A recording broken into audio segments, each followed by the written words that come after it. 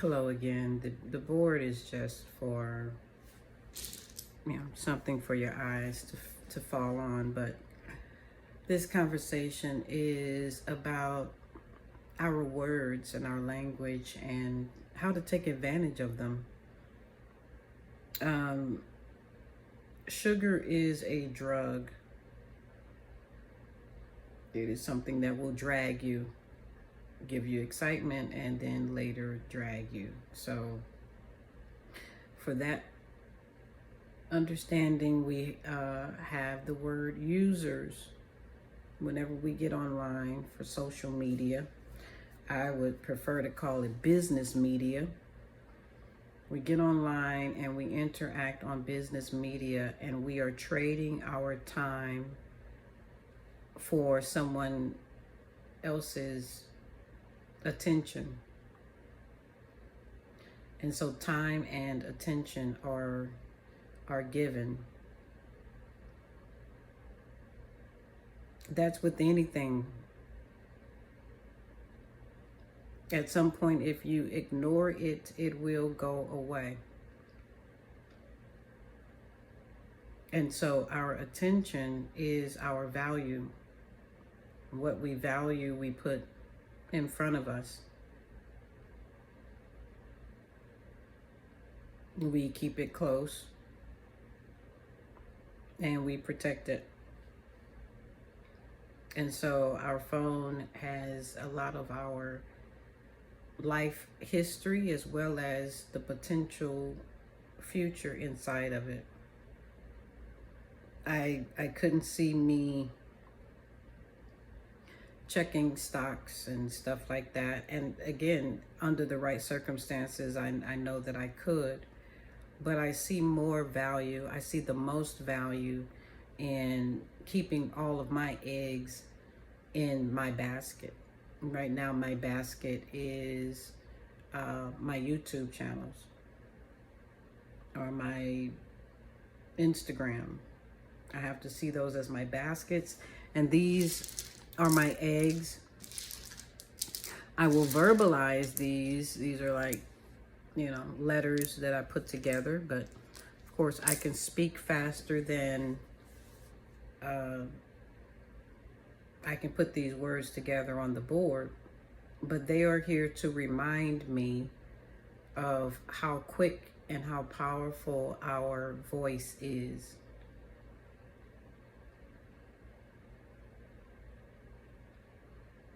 I was scrambling or unscrambling my first name, Valerie, and I came up with Ear Live, and my apologies because it was not in the view of the camera.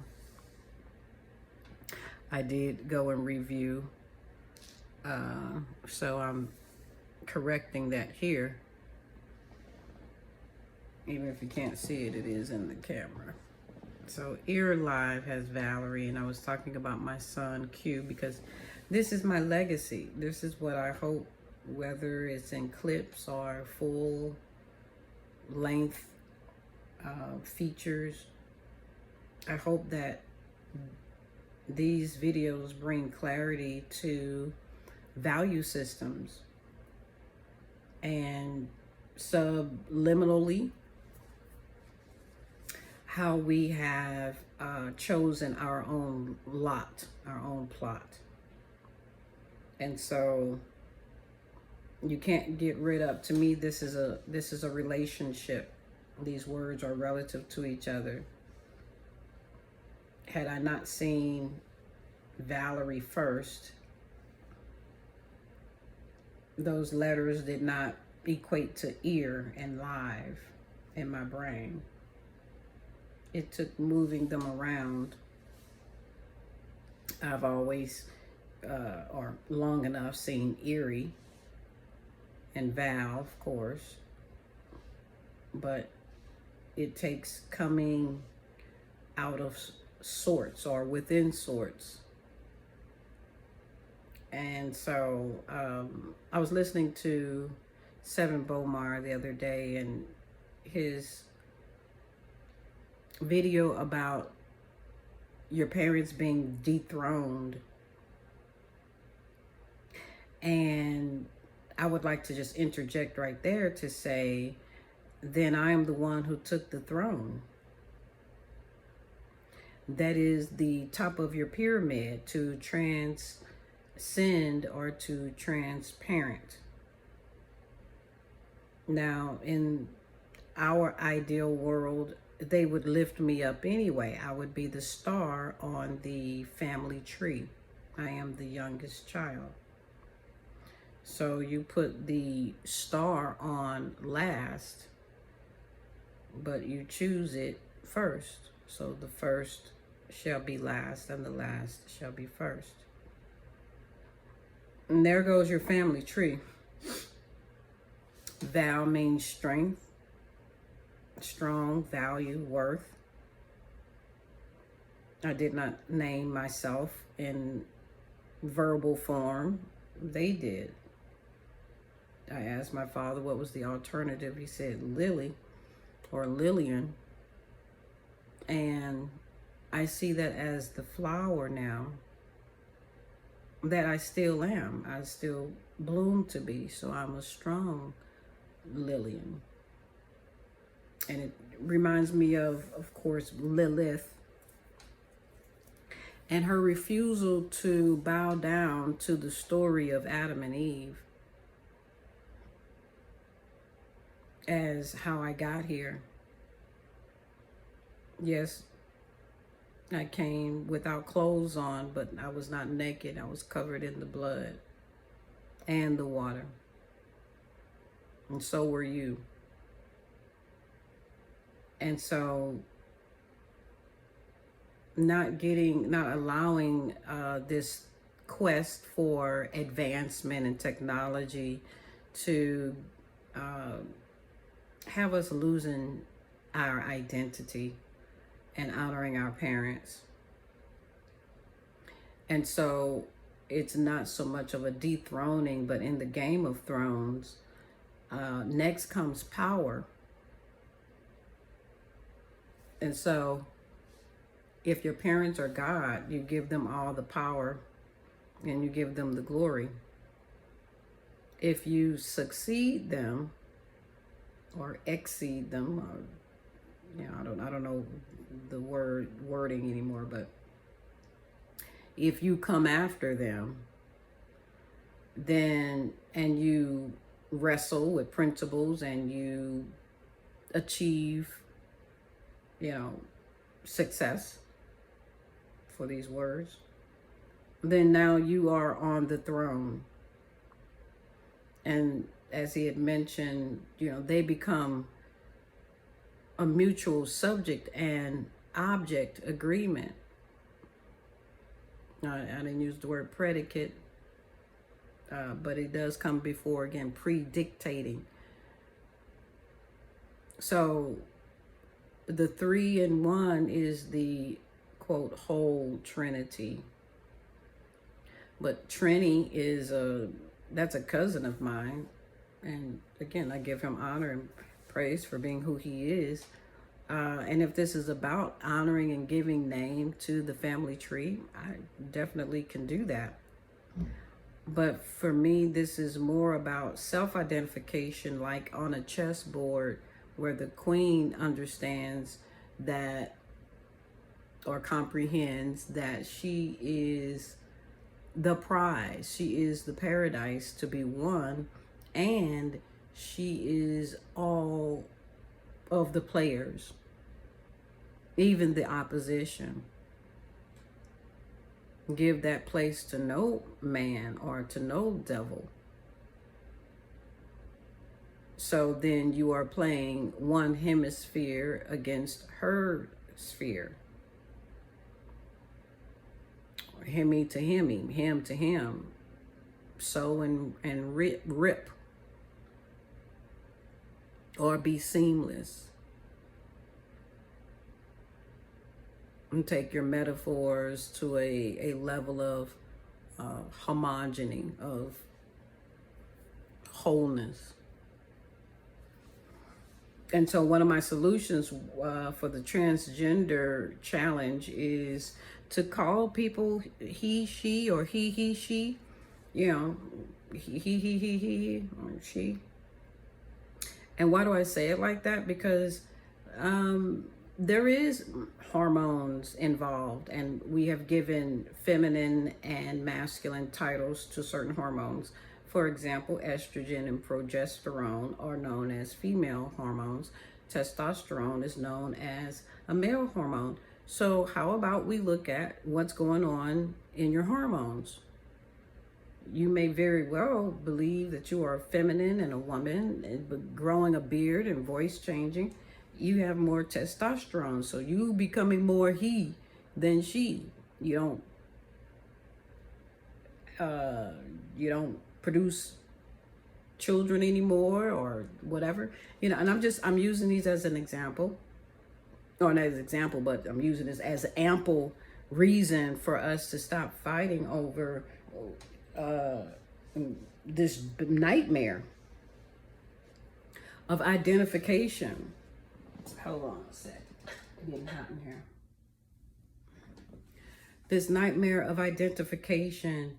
I want to talk about the value in the cash, CACHE, cash, and cachet, and CASH. I want to say that we're at the root, dear Black people. We're at the root of spoiled rotten. And I just want us to transfer our wealth into ways that make sense to our children and our children's children. And it starts with our words. And then getting out of debt. My daughter is young enough to not have to acquire debt based on me as the tree of knowledge and the tree of life. I know of good, I know of evil, I know of right and wrong, I know of right and left. I know of all other kind of dimensional directions and all that good stuff. So what does it mean in terms of where she's going to live and the quality of her life? I am planning on it taking us to places that want to hear how the power of our words have shaped us. It has us thinking about certain things and doing certain things, and this is supposedly a dream.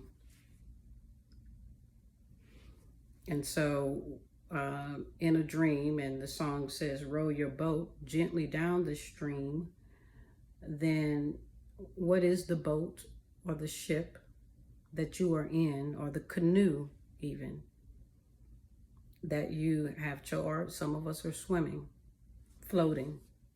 You decide on your mode of transportation. And if you have a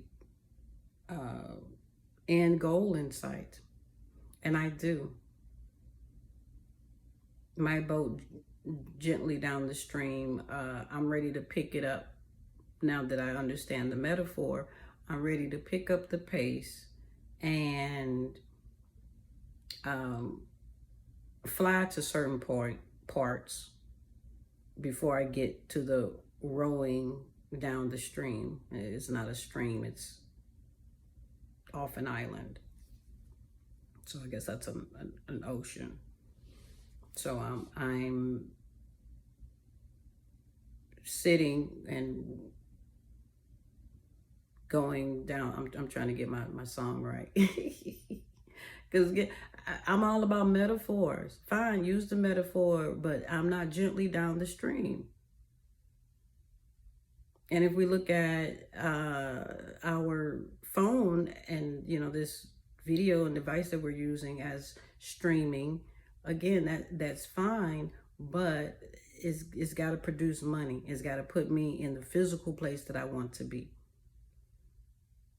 I'm not in the physical place that I want to be. So then the dream needs to adjust. So I talk to fellow dreamers, that's you all, that would find, navigate, magnetize yourself to my area and find out if we are connected in the right dream space. Because that's the awesomeness of this kind of dream is, yes, there is a global consciousness that we now have access to by way of media. The machine is the go-between, but we don't always require that if we get the 2, 3, 200, 2,000 people that we want concentrated in the same physical space.